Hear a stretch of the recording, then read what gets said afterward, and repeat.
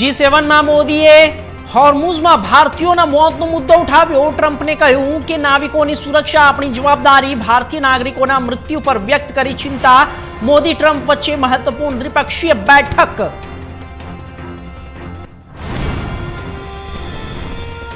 નાગવદર શાળામાં શિક્ષકોની ગંભીર અછત. સ્માર્ટ બોર્ડને પણ છે, ગણિત વિજ્ઞાનના શિક્ષકો નથી. વર્ષથી જ્યારે શિક્ષકો વિનાનો અભ્યાસ ખોરવાયો. વાલીઓમાં ગ્રામજનોએ તાત્કાલિક નિમણૂકની કરી માંગ.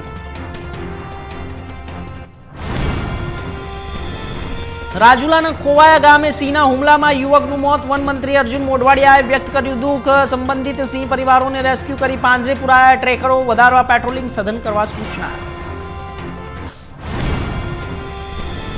ઉધનાની શાળામાં 11 વર્ષના વિદ્યાર્થી પર ચપ્પુથી હુમલો. શાળા પરિસરમાં જ બની ગંભીર ઘટના. બાળક હોસ્પિટલમાં સારવાર હેઠળ, હાલત ગંભીર. માતાની માંગ, કાર્યવાહી થવી જોઈએ કડક.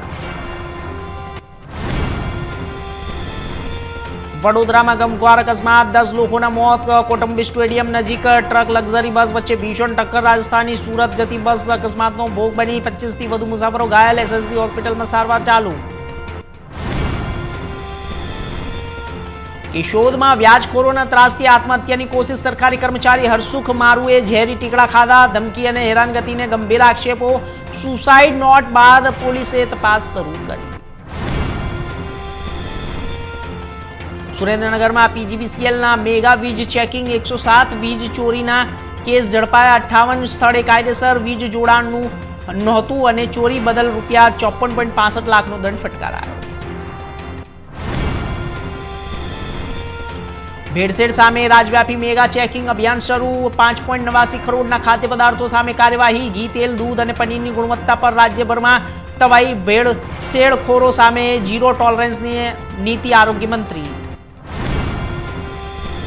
સુરતના સિંગણપોર અને નાસીનગર ડિમોલેશન વિવાદ મામલે મનપાના અધિકારીઓએ મહત્વપૂર્ણ સ્પષ્ટતા કરી. ફરિયાદના આધારે કાર્યવાહી. રાજકીય દબાણોના આક્ષેપો ફગાવ્યા.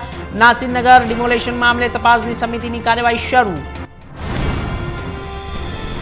કામરેજમાં શંકાસ્પદ ઘી ફેક્ટરી પર રેડ. 15 ડબ્બા તેલ અને 140 કિલો ક્રીમ સીલ. ઘી જેવો દેખાતો જથ્થો પણ જપ્ત. કારખાનાના માલિક અંગે તપાસ તેજ.